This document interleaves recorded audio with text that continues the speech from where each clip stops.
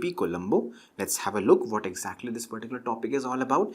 So it's an international mission consisting of 2 spacecraft. One very important point we have to understand, it is very important from the prelims perspective, this particular topic, right? It is made up of 2 spacecraft, one by the European Space Agency, number 1, remember this name. In the exam they might change this particular name. Let's say they can put it let's say ISRO, they can put it ISRO also, right? They can put it NASA, right, to confuse the students. So you have to remember that BepiColombo has 2 spacecraft, one by the European Space Agency and the other by the Japanese Space Agency, right, which is JAXA.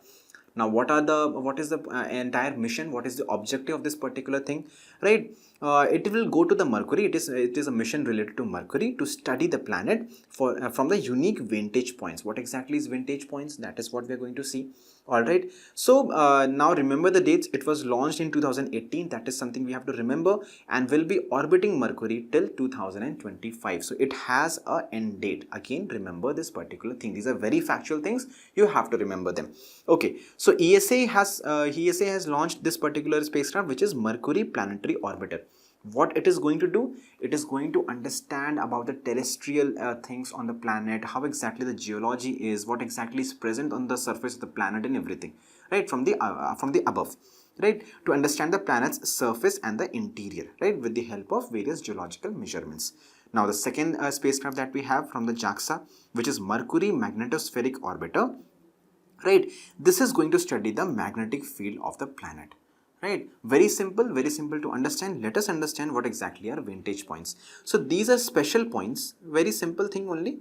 These are special points from which the observation becomes very clear, or it becomes easier, right?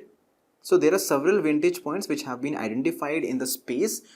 Placing the satellites over there, or orbiting around that particular point, it is easier to observe things.